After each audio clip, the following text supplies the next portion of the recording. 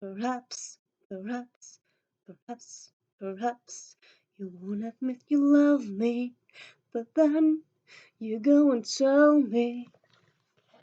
Coupling. You might think, what? Isn't it a booktube channel? Yeah.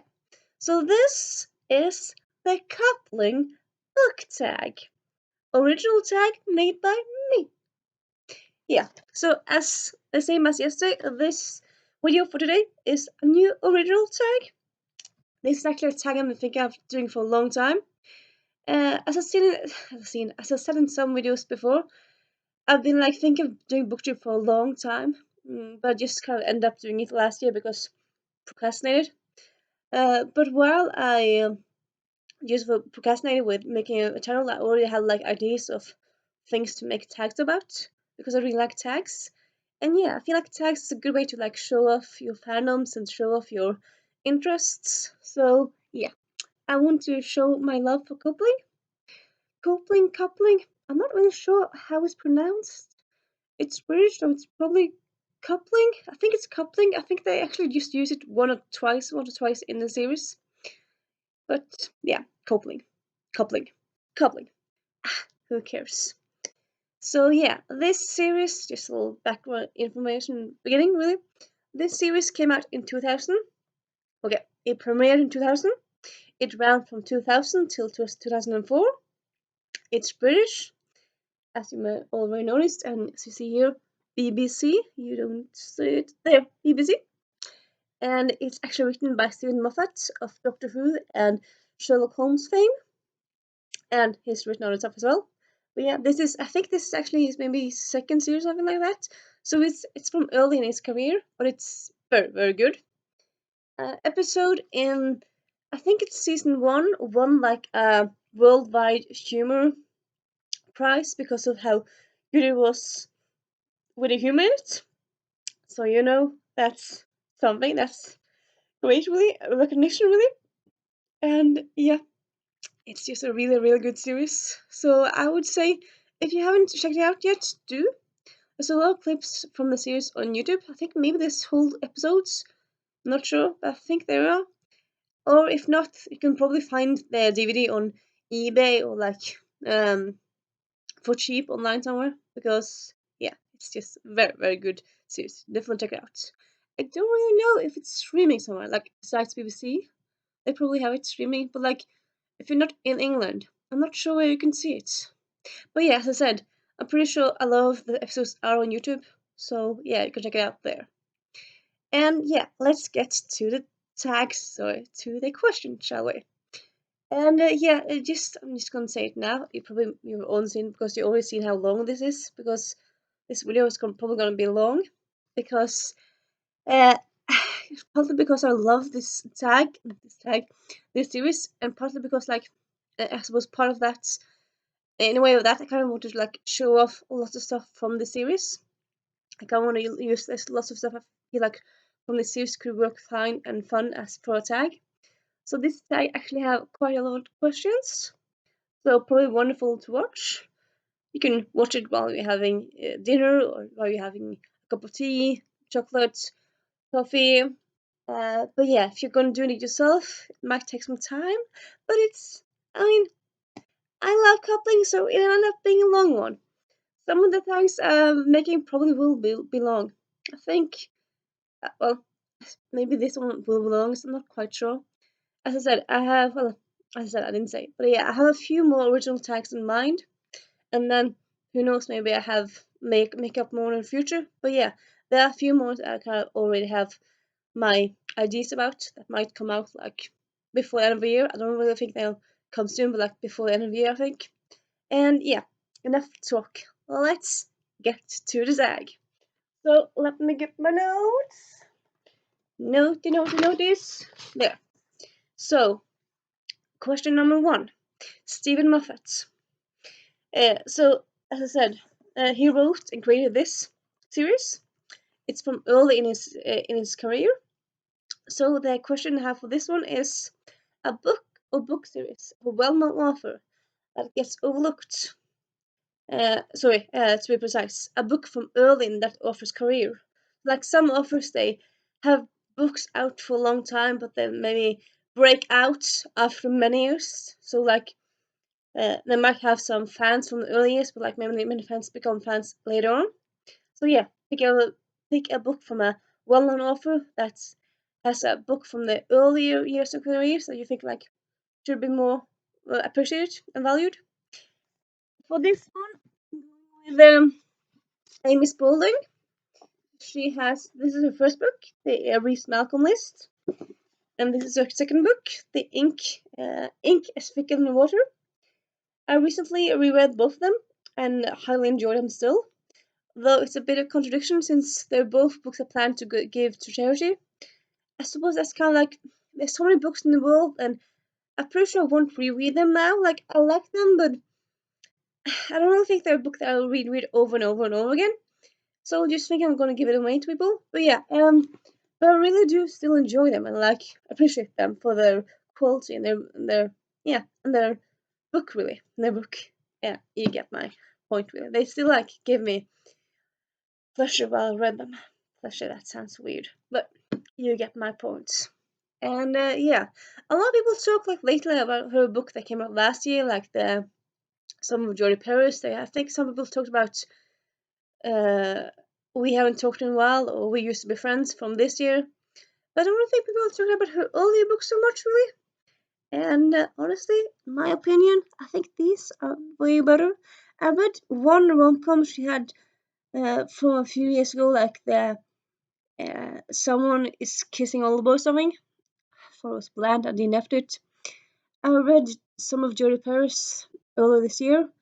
I thought it was fine. I might have DNF'd it, but I didn't. But I thought it was fine enough. But these ones I highly enjoy. So yeah, it's kind of curious, like the first books of the author being better than the later books. But I suppose that might be just my opinion. But yeah, let's move on. There's so many books. So many questions. Question number 2. Telephone pause. Mention a book with a scene where one of the love interests completely forgets the English language. Or what to say. So this is like from a scene from like the second episode in the series, and it's done so good. And yeah, so with this one, I'm going to say Harriet from Giggle. Just like in general in the series, she often gets pretty often I'll say she gets like blank. She's like, oh, what am I gonna say? I'm gonna say something wrong, or just doesn't say anything at all, and just kind of goes blank. And yeah, so I would say Harriet from the series works for that. And then you have the giggle loop. Name a time you started giggling because of a book in an improper time, or the giggle loop light. This is another version of saying how answering this question, which can be when did you last get the giggle loop? Now, as I said, you don't have to be a coupling fan to do this tag. So if you aren't a coupling fan, the giggle loop. So the definition of it is that when you're in somewhere somber, somewhere serious, like for example a wedding or a funeral, and you're supposed to be serious and in the moment, and suddenly you think about something funny, because for some reason you don't think about the wedding or what's going on. So in your mind, you sort of think about something funny, and then you start to almost giggle, but you stop yourself, and then something makes you think about something other fun that's funny with the same concept or like with the same related to the same thing, and then you think, okay, but I can't laugh. I can't laugh, and you stop yourself, and then something else happens that makes you think about wanting to laugh, and then suddenly you just burst out with a big laugh. So yeah, I suppose in a way it's easy to say like, yeah, when did you giggle or when did you laugh hysterically, when you shouldn't really. For me, this is actually one of the few questions I couldn't really answer. Like, I think one of the reasons I haven't done this tag yet or made it, we filmed it, is because I wanted to give answers for all the questions, and some of them were so cleverly put out I couldn't really answer them myself. I would say though, I have like this is a specific book, but like I do sometimes go for walks around the area and stuff, and I listen to audiobooks, and sometimes I might start to smile or giggle a bit, and it's funny like how I just walk by myself, and then suddenly I see someone ahead of me on the path, and I'm like, oh, I just laughed. They just watched me laugh. I mean, they might have seen my telephone, not my telephone, my earplugs, but they might not have. So I might seem crazy to them. So yeah. So just in general, when I go for walking, though walking is not something somber, but yeah. Well, I suppose also, maybe that was the last time. Yeah, yeah. Actually, well, this wasn't a giggle, but I sneezed loudly when my sister got married. She got married in August, a few years ago now, actually. And like it was in the middle of it was in a church, and there were big windows, and there was so much sun, and I got sun in my face, so I sneezed twice, like and loudly. So that was slightly embarrassing, but yeah, it happens. And then the next question, let me see my notes. Not there. Yeah. Inferno, which relates to a very funny episode. I would say actually all the series episodes in the series are so funny. But yeah, Inferno is a special kind of funny, really. And yeah, and the question here is a book with a saucy title. Huh, I found most of the book I'm talking about. I didn't find this one. You know what? I'm just gonna get the book. Wait a minute. Don't go anywhere. And I'm back. Sorry. Now I got everything ready. But yeah. So this one I've choose for this one is No One Ever Has Sex on a Tuesday. It's such a fun title, really, and I kind of like how sex is in huge letters. So like, if you're buying this in the store, and if there's like a long queue or something, people might say like, "Oh, is that a sex book? What's that?" Like, it's just a so saucy and fun thing to like have on your book title. Really, I really like that. And yeah, so this one, you know what? Move over here. Yep. So this one is yeah, very good for that one. Also a very good book. Actually more fun than you would think it is. Well, probably think it's fun from the title, but yeah, it's very fun. And then go over there. And then next question is Too Many Ears. A book with a culture misunderstanding. So this might be a culture like different, like one's from France, one's from the UK, or it might be like subculture, like one's from the emo environment and one's a pensioner. So it doesn't have to be like different national cultures. With this one, I'm going with there. I'm going with "Listen to Your Heart" by Casey West. I was about to say Casey Wells. That's not it. By Casey Wells. So in this one, there's uh, some confusion around love, and I would say like I actually talked a bit about this in class, but yeah. So the confusion is like between girls and boys. So there's kind of like cultural divide there, like between the sexes in a way. So I'm going with this one. Okay. I suppose I could have found other ones, but this one was the one that I decided to go for. And yeah, and then we have Cushion Talk, a monologue that's both funny and truthful or earnest. With this one, I'm going with there's a monologue. I can't really say what it's about because it's at the end. But at the end of this book, Undomestic Goddess, the protagonist Samantha has a funny and yet very earnest monologue. And yeah, I also really recommend this book. Very good. But why do you keep saying that? Like, why would I talk about the book I wouldn't recommend? Well, I suppose if I talk about books I hate, but why would I use those in a tag for something I love? Sorry, sorry. But yeah, sometimes I'm silly. And let's move on. Yeah. The next question is Dick Darlington, a book with secret identities that are entwined. So it's not just a book with one secret identity, but it's several secret identities, and like it could be a book where like several people use the same cover name or something like that, and yeah, I mean, I suppose you can like choose with it as you go for yourself. It's not that strict really. But I'm gonna go with yeah, Skull Pleasant. So in this one, he has two identities. Like he has a name he used to use. Now he has another name, and he has two like co-identities. Name of one of them would be spoiler. So I'm not saying that. But yeah, and then you also have